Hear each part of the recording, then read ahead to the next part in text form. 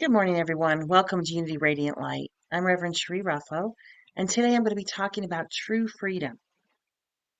When we think about that phrase, true freedom, a lot of us have been thinking about it all week because this is the week of our Independence Day celebration, 4th of July, when the Declaration of Independence was signed. Really, when we apply it to our lives today, we live in a world where many people feel like life has no meaning or feel victim to life circumstances. And, as Unity Truth students, we often talk about this, is this true? Are we a victim of our own genes, what we have in our body? Are we a victim of other belief systems? Are we victim to whatever we want to say in our own lives? We really have to think about that because as a Unity Truth student, the first resounding answer is no. But today we're going to look at this a little bit more deeply and really ask that question. We celebrated the 4th of July this past week. And what does that mean to each one of us? I've had so many people share experiences, good, some not so good, thinking about all the things that we need to change in our country. You know, are we a country that was born of good ideas? Maybe we missed the mark on some of them. Is it over for us? Are we going to be a superpower? Are we in a decline? There's just so many questions to ask. And, to find the answers, we have to look at the question of freedom. So what does freedom mean to each one of us? Because that's where it starts. Is freedom dependent on what's happening around outside of us or to us? Can, or can we, through our belief system, transcend the exterior things into something different, into a different kind of freedom? Into a freedom that means no matter what is happening outside of us, we can find that liberation within us from the inside. And a lot of times you think, well, it's getting really loud out here. It's hard to do. There's so many things happening in my life coming at me at once. How do I do that? And there's many people in the past in history that have succeeded from living inside out. And we talk about them all the time. And as I was preparing this talk, I was originally going to start with I read the Dalai Lama's book on ethics in the 21st century. And there was a lot of things that he had to say about it. And he quoted this one person and described this one person's life. And then as I looked into all the other authors and teachers who have taught about liberation, one person's name kept coming up, and I realized this talk is really about this person, not about all the wonderful things that came from it and out of it. And it came down to Viktor Frankl. And this year I decided at the beginning of the year that I was going to reread Man's Search for Meaning because that book has had such a remarkable impact on our lives.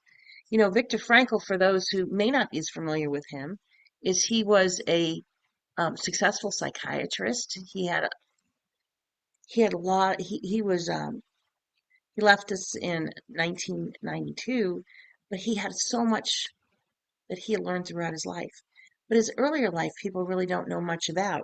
He um, became a psychiatrist, the head of neurology at his hospital. He was also banned from many systems because of his belief um, in his beliefs in psychiatry and the fact that he took a pretty strong stance on what his beliefs were. And I'm going to go into that, and it's going to lead up to where he ended up with as after he was a Holocaust survivor.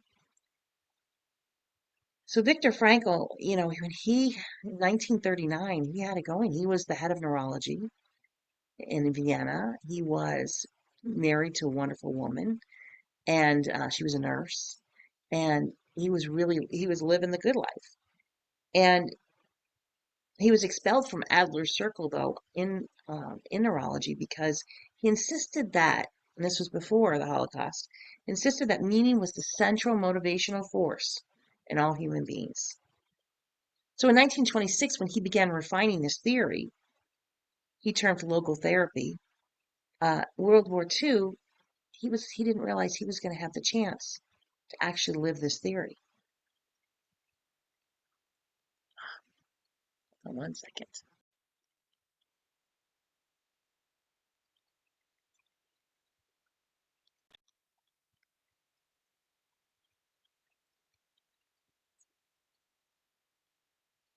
So logotherapy considers man as a being whose main concern consists in fulfilling meaning, actualizing values, rather than just gratification, satisfaction from everything that's happening outside of us.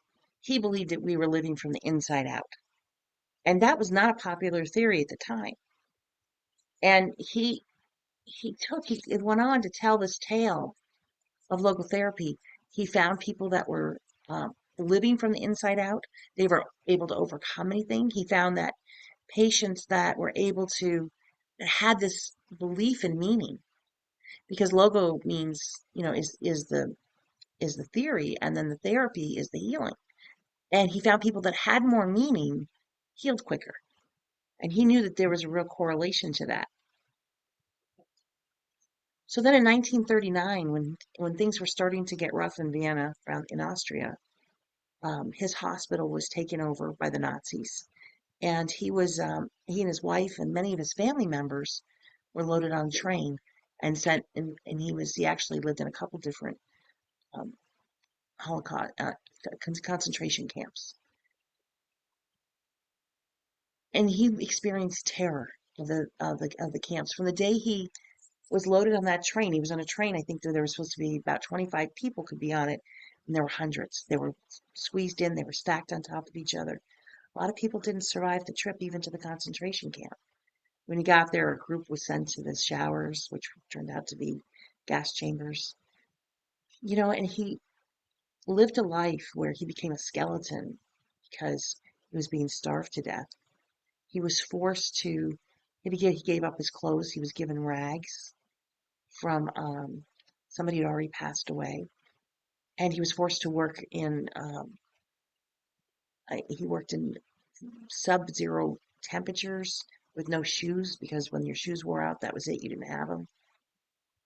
And he started asking the questions. Why are some of us surviving and some aren't? And we think about, he realized that he was starting to find that meaning. And it brought back to one of his mentors who said he who has a why to live can bear almost anyhow. Means he can bear anything. And this is what Viktor Frankl experienced. When he went into the camp, he went in with his wife, Tilly, his father, and many of his relatives. And he didn't know at the time, but none of them would survive the camps. So that was the last time he saw him.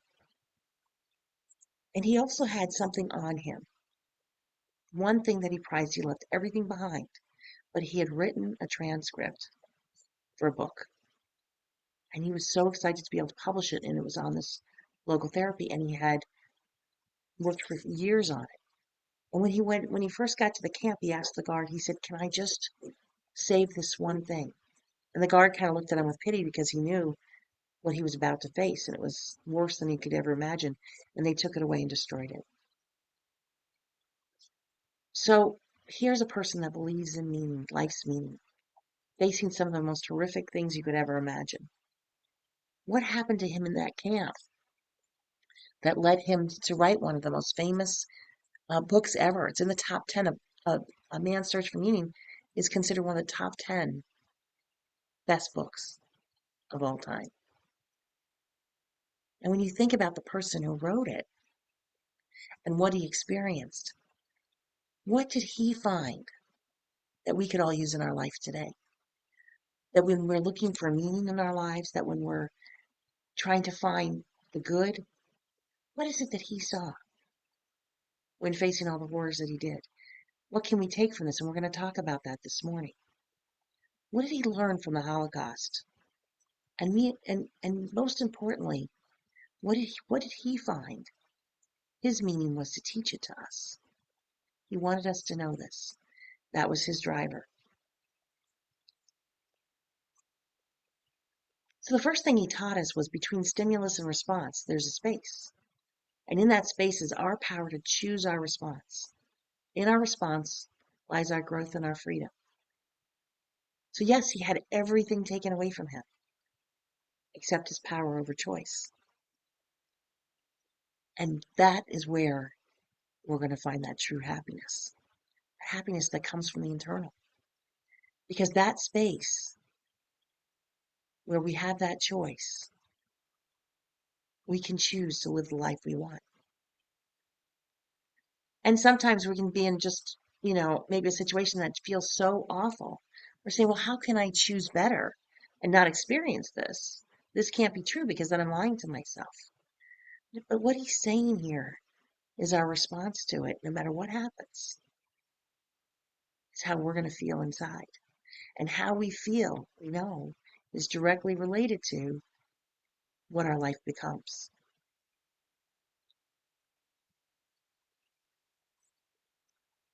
So he talked about, okay, here's stimulus and response. And then instead of just going right to response, he's showing us that there's a space, that little space in there where we choose our response. And in our response lies our growth and our freedom. This is our sweet spot. This is something that no one, no matter what happens, can take away from us. And a lot of people say, well, I'm going to follow him so I can have self-actualization. I'm going to take those steps to self-actualization. And he says it cannot be attained if it's made as an end in itself. It's only a side effect of self-transcendence. So a lot of times we say, life, and when I when I officiate weddings, I always say that life is the marriage is not the end of the journey. The journey is our life. And that marriage is the journey that we have with somebody. So the self-actualization that people are looking for is found in the journey. It can't be our only goal. It's in the choices that we make every day, the decisions that we make, the things that are happening, even when things are coming at us so fast. We can stop, we can breathe, and then we choose how we respond. I know sometimes people that, might get a little frustrated with me because when something's happening that's really big and that I need to think about for a while, I don't want to just have a reaction right away. And there's times that I need 24 hours to think it over. And I say that I'm going to need some time. I need 24 hours to think about this and I'll get back to you. But I do that because I don't want to I don't want to make that response really negative. I want to think about it. It gives me a chance often to step into others people's shoes, to maybe to have compassion, empathy, things that I might not see in the moment when it happens. So our responses can be made, they don't have to be made instantly. Just kind of go inside and see how you feel about it. And then that feeling that comes up is the right one for you. So Viktor Frankl found in the camps is that the things that he learned is he forgot himself by giving to a cause.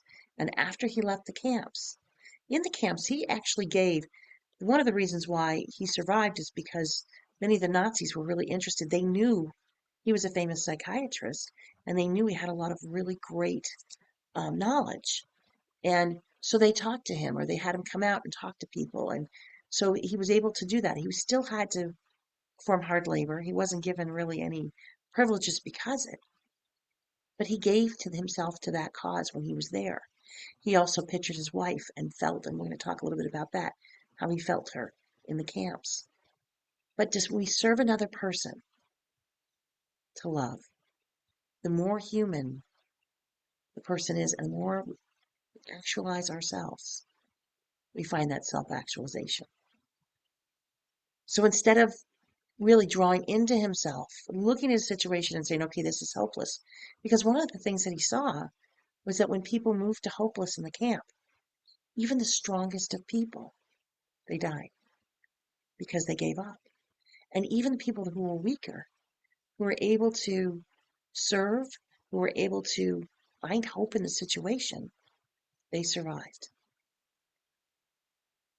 So he was observing all of this, he was living it, and he came up with, he said afterwards, is he found 4 keys to life's meaning. And the first one is synchronicity. And it happens when an event in the outside world matches up with our inner state. something that has meaning, a meaningful coincidence. Carl Jung talks a lot about synchronicity and says it's a sense of numinous, which means it's a feeling of wonderment and transcendence that comes from witnessing something outside of ourselves. It gives us a glimpse of the divine. This is where we can find two mystical experiences. You know, you're you might be, I remember the first one I had was in nature when I lived in Hawaii, and I was at a waterfall, and all of a sudden I realized there was just so much more to what I was seeing. And I felt that glimpse of the divine, and it changes you. Have you had those? Have you felt the time when you just felt completely changed by what was happening? Viktor Frankl talks about two that he had while he was in the concentration camps. The first one happened to him the first day he was there, and he was separated from his wife and family. He didn't know at the time he'd never see them again. He was forced to give over his clothes, as I said earlier, and he was given the rags of someone who had already died. But in the pocket of the shirt that he was given, he found a little slip of paper. And this page it was ripped out of it was ripped out of a prayer book, a Hebrew prayer book, the Shema Israel. I hope I said that right. And it was one of the most powerful prayers in that book. And it gave him courage and it gave him hope when he was having everything taken away from him. And he realized that there was a message in this, is that he had to draw on his spirituality to survive this experience. And the second synchronicity happened in a trench when he was working. His wife came to his mind, and something told him at that point he needed to talk to her daily in his mind. Suddenly he saw a farm in the distance with a house on the horizon, and he felt like she had stretched her hand out to him. She had already passed on at this time, but he didn't know that. And as he was wondering, could this really be happening? A bird landed at his feet and stayed there just looking at him for a while. And he knew that this was a message, and he drew strength from this. And he did. He talked to his wife daily, and that helped him through this experience. The second thing he talked about is meaningful work. One of the things that was so important to him was that manuscript that he lost. But he knew he had the manuscript in his mind, and he was the one unique thing he could do in this world is to write it and to be able to redo it. So he thought about the times when he was out of the concentration camp and that he would be able to do that and share it with the world. He had this dream that kept coming to him where he was standing on a podium and he was teaching all the things he had learned in the concentration camp. And the point he makes with the meaningful work is that inside of you is something authentic that's for you to do. Only you can do it in this world. So we have to ask ourselves, what is that thing inside of us? What is that unique work? What is that meaningful work? And for each person, it's going to be a different answer. That's why there's no right answer to it. And through the people that we love, his love for his wife and his family kept him going through all those hard years. The final wisdom of so many thinkers and so many teachers is also the final answer of Viktor Frankl. Is that love is the ultimate and the highest love we can aspire to. So love is what going to save humanity. When we think about where we want our country to go and the changes we'd like to see, it's inside of us, and it's through love.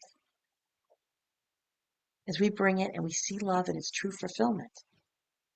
And that the thing that he found out that was most important, and that so many of us have had experiences of people who have passed on from our lives, is that love even transcends death. And love can solve all of life's problems. So it's through the people we love that keep going. And I often, a lot of people had a really hard time during COVID and said that, this is what kept me going, a child, an animal, people in their lives. Because we are creatures that come here to be together. We're social. And when we have this experience of love, it can transcend everything. And the fourth thing he found is facing suffering. When we have a time, we call it Dark Night of the Soul. Uh, we called it a few weeks ago, Phoenix rising from the ashes, because we all come through those. Is that we learn a lot. And I know from the times that I've had with the Dark Night of the Soul, I am not the same person I was before. I come out with more wisdom, hopefully, but I come out changed,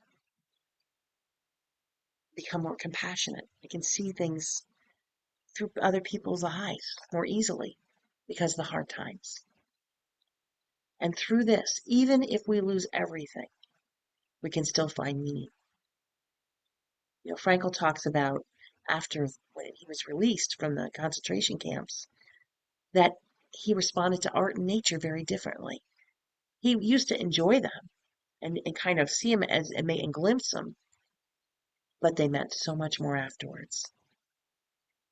And he said that he even had experienced it when he was at the concentration camp. One day was just a horrendous day for him and all the people that were around him in the concentration camp. And there was an especially beautiful sunset that day. They could see it outside in the trees outside of camp. And he remembers how alive it felt. And one prisoner even said how beautiful the world could still be through everything they experienced. Because of the suffering, they could see things and feel things at a much greater depth. So Viktor Frankl was rescued in 1945.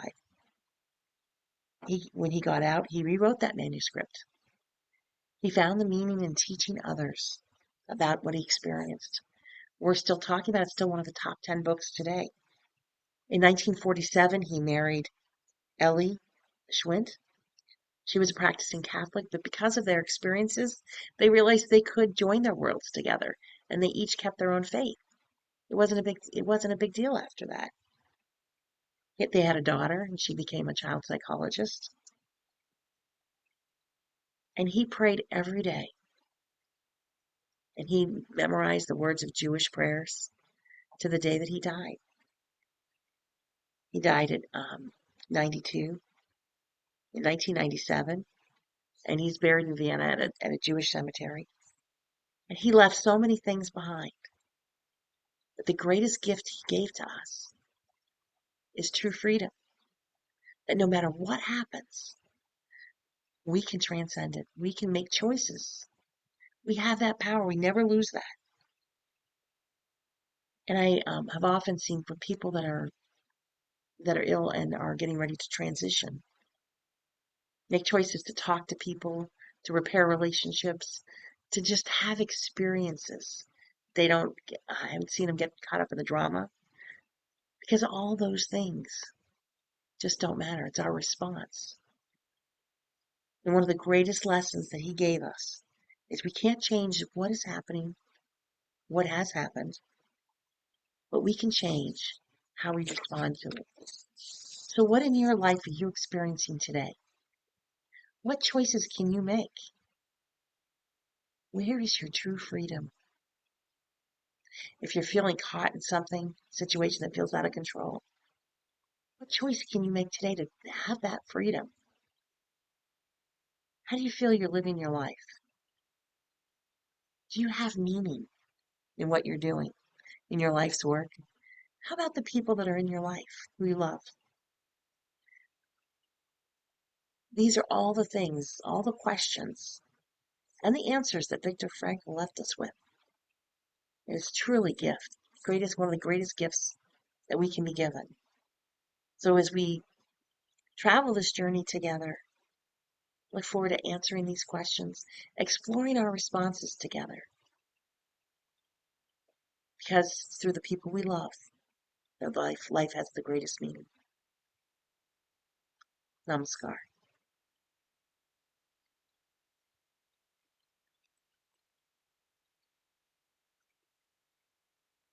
I invite you this morning to join me with our meditation affirmation. As we fully open ourselves, we say, I am open and receptive to the spirit of truth. healing in me what needs to be healed, and revealing to me what needs to be revealed. And as we take a nice deep breath in all the way down into our stomachs, and we release maybe some of the fear, anger, anguish, whatever it is that we've been holding. And as we intentionally breathe in and out, we do so knowing that we can let go of those fears. We can respond differently at any time. And as we just continue breathing, we feel the crown chakra opening, the higher levels of consciousness. We feel the base chakra at our feet opening, giving and receiving energy to Mother Gaia, helping to heal us, helping to alleviate maybe some of the things that we've been feeling. We breathe in, we feel calmer.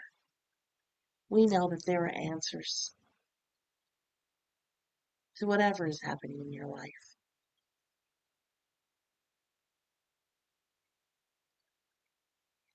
And as we feel that energy, that love wash that we have when we go inside and open ourselves up to the miraculous things, energies, maybe a sunrise or a sunset, might be that walk that you took yesterday or that you're looking forward to taking later. Feel the energy from it. As we breathe in, we feel our heart opening and awakening just a little bit more. As we go a little deeper,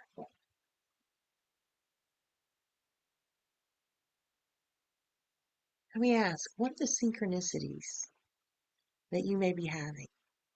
As you sit with that for a moment, don't try to think, just be, and allow those thoughts to come to you.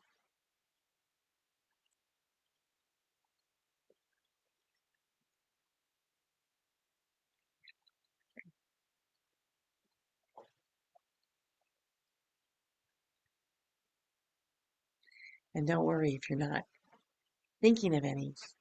Be open because you may see them this week. How about the work that you do, the service that you are in? Does it feel meaningful to you? What is it for you to do? What's unique to you? The gift that you bring to the world.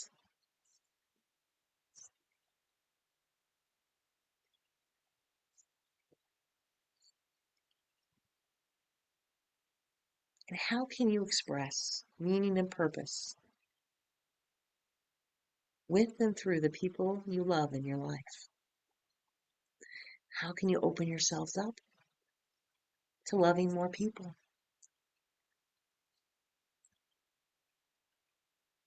To being there in service as we sit in the silence.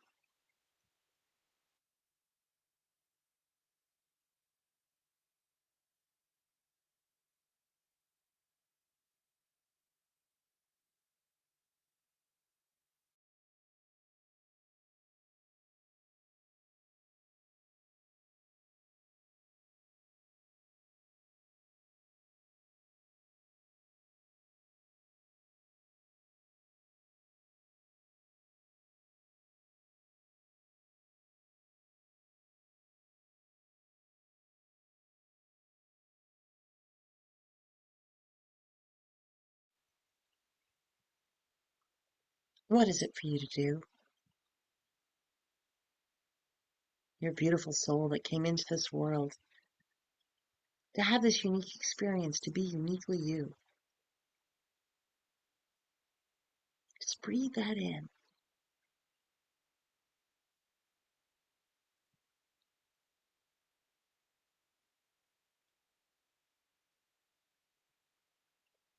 As a magnificent child of God, you are blessed beyond measure.